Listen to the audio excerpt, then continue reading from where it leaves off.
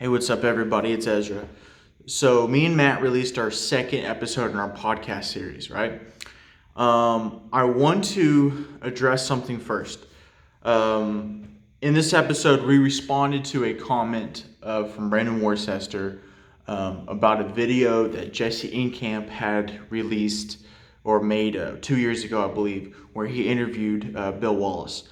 Bill Wallace is a friend of mine. He's also my instructor, who I love and I love dearly. Good friend of mine, okay? In this video, they talk about UFC 1, in which Mr. Wallace was a commentator for, and they talk about some, or as Jesse Inkamp labeled them, are conspiracies. Now, I feel like the video was designed obviously for hits, which is, hey, he's a YouTuber, that's what he wants to do. There was some information that I feel like wasn't quite accurate after watching the video. Matt didn't feel like was quite accurate as well. So we both addressed our thoughts on it and talked about it. With that being said, we have nothing but respect for Mr. Wallace and also to Jesse. We don't hold any ill feelings or think less than whatever. We just have a different opinion and a different thought on it. So anyway, I hope if you watch it, all 40 of you guys, I hope you enjoy the content. I hope it helps make you think about things, and maybe you have a different take than me or them or Matt or whoever. But I just want to address that we have nothing but respect for the guys, for everybody. We just have a different opinion, and we just wanted to answer the comment and talk about it. So anyway, he said, call out the karate nerd, Jesse Inkamp. Now, I sent you a video, and I think we're calling you out. Hi, karate nerd. I don't know who he is, but well, did you not watch the video I sent you? yes, was that him? Yes. Okay. So I saw that video of him. here's the thing. I'm gonna try not to be. Well, I'm not gonna be biased. So the video, there's a video he did with Bill Superfoot Wallace, and you know who that is. Yes. Okay, you know who that is.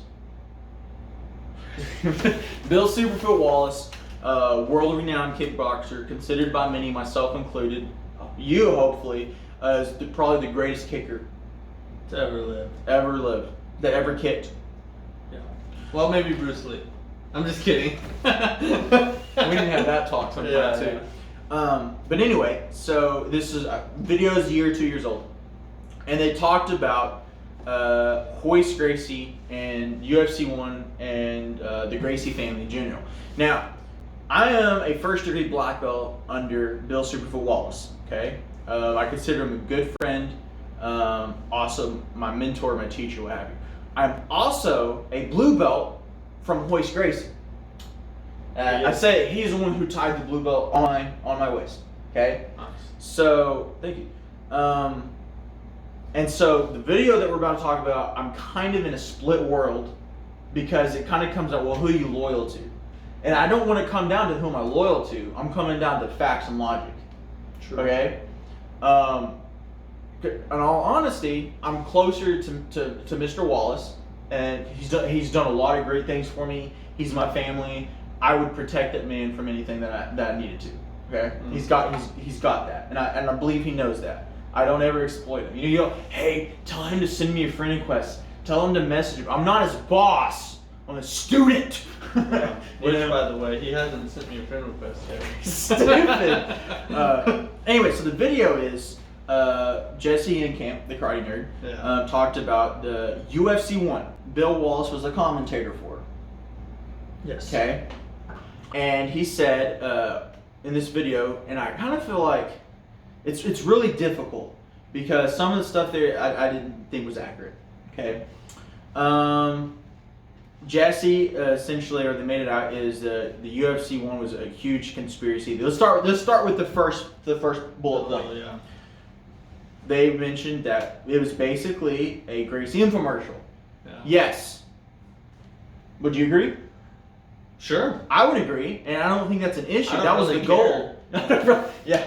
That's the thing. That's not a bad thing. That was the goal. Yeah. Understand. It's good marketing. Good. Yeah. UFC 1 was intended to be what they were already doing in Brazil. You have challenge matches to show the effectiveness of their art. Yeah. I don't think they were ever shady at any point about the purpose of the UFC.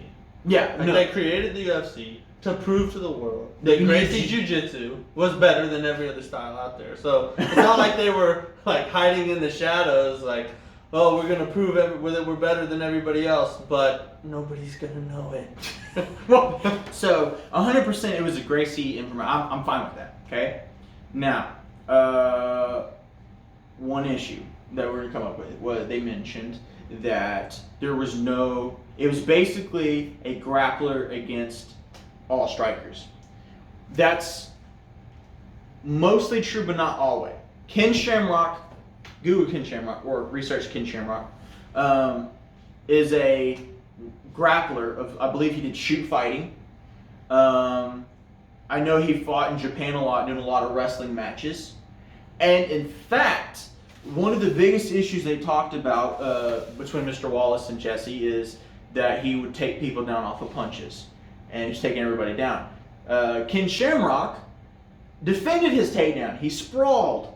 You're not born knowing how to sprawl.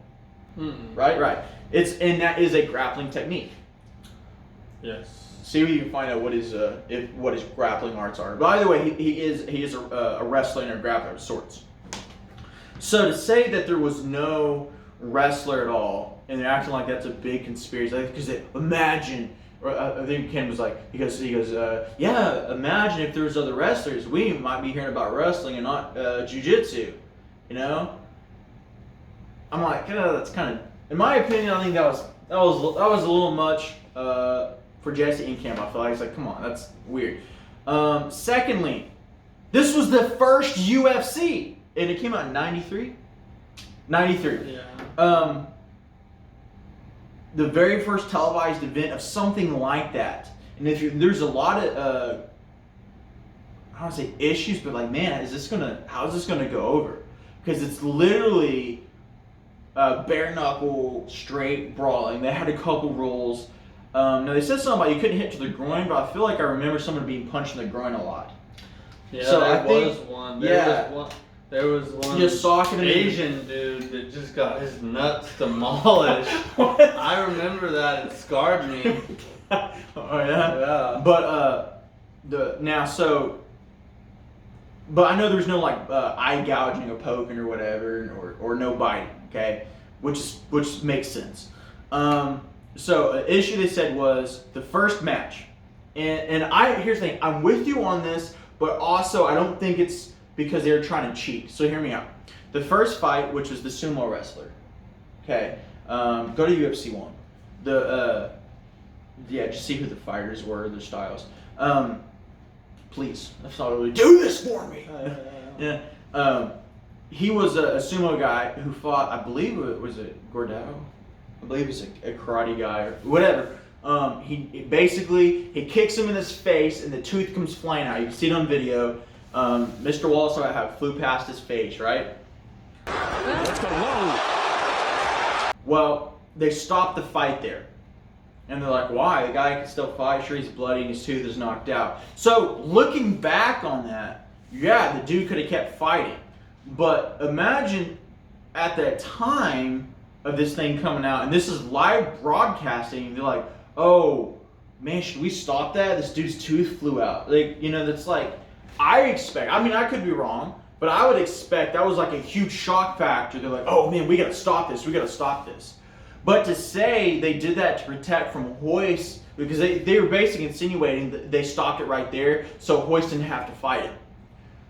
Well, if you do your research, Royce Gracie fought a bigger sumo wrestler later and won. He got him by omoplata. Okay?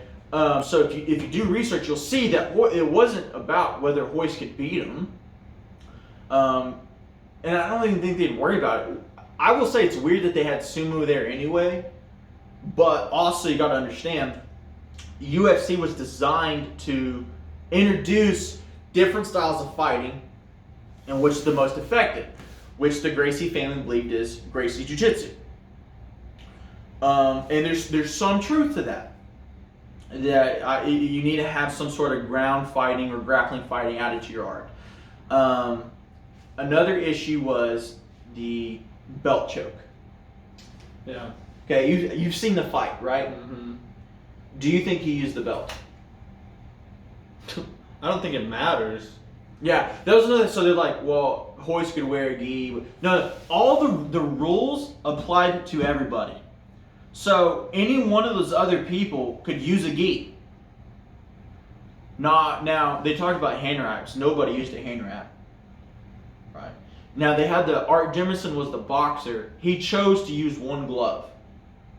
If you look up, that was his choice because he thought he was just going to jab him all day and use this one to clinch or grab him, push him away. So I want to go back to the Ken Shamrock Royce real quick. Is they're saying he choked him out with their belt and that should be cheating because the belt's a weapon. Well, first and foremost, he did not use his belt to choke him out. Now, and I recognize in this video that Mr. Wallace said that he was there and he saw it. And so I don't want to be respectful when I say. If you watch the original UFC, you also see Bill Wallace say he choked him out with what's called in Japanese Hadaka Jime. I see the hand coming around. Yes, you bet. There it is. Choke out. Yes. Very stealthy. Very stealthy. Japanese, it's Hadaka Jime. From here, that the hand, the throat is right in the bend of the wrist, and the strong right in here. Very good technique. And Hadaka Jime, as he did it, was done like this, which is a rear naked choke. It has nothing to do with the belt. That's like an Obi Jime, a belt choke. So to say again, that was in '93. You know, that was a more recent video. Things changed. Now I know Ken Shamrock was mad about the shoes because he'll say, "Well, I wasn't allowed to wear my shoes. And I thought that was cheating." Well, guess what? They're like, well, you know what? They might have something there. So what did they do? They allowed other people in the further UFCs to use shoes. And he got to use his shoes later. But remember, that was a pioneer episode. Yeah. So before we do it today, that was a pioneer episode. They worked it. So to say that they were trying to cheat to let Royce win, I think that's a little far-fetched. I think I was, when I first saw the video, I was like, man, this guy's using Bill Wallace for clickbait. Yeah.